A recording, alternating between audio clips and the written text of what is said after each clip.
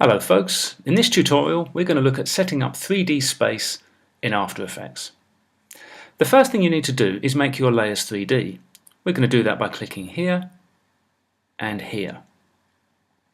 Secondly, go to this drop down menu which is the Select View Layout. I'm going to choose two views horizontal. We've got a view on the left, a view on the right rather, and a view on the left. On the view on the left, if you look on this drop down menu here, which is our 3D view pop-up, we're looking at the two layers from above. That's the top view. As you can see, the layers are flat. So at the moment, although we can select them in space, they're flat and it's probably not the best way to view them. So on this left-hand monitor here, I'm going to select Custom View 1.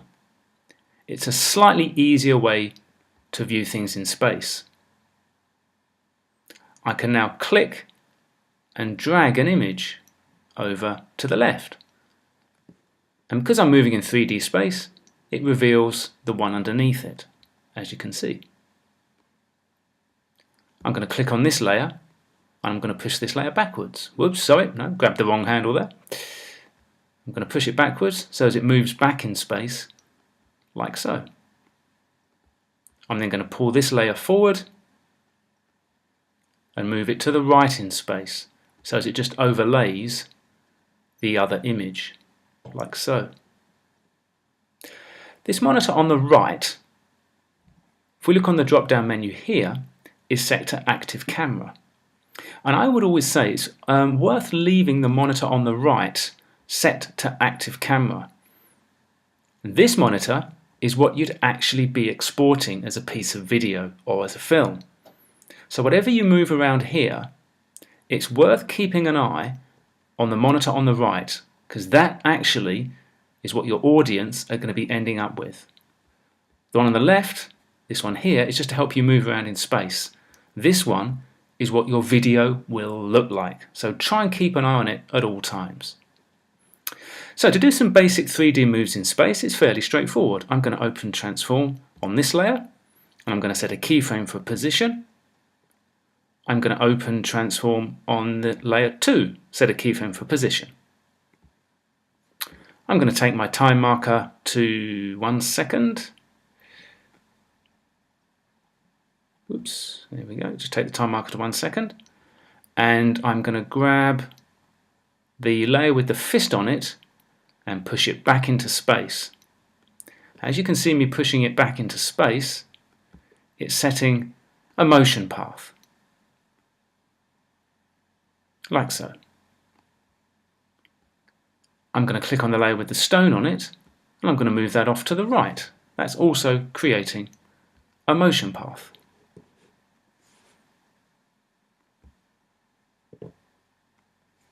If I now scrub through the timeline, you can see that the layers are now moving along their motion paths in 3D space,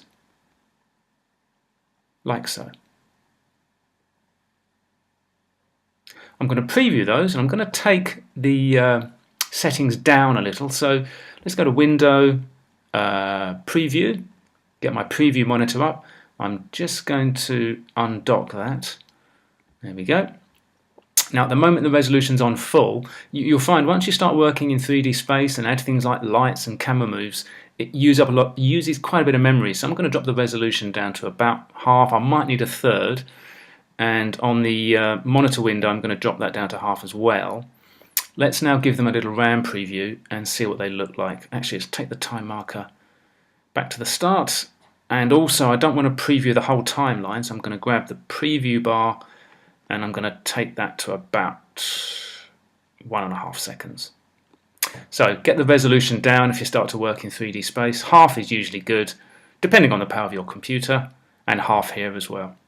Let's render those out and see what we've got.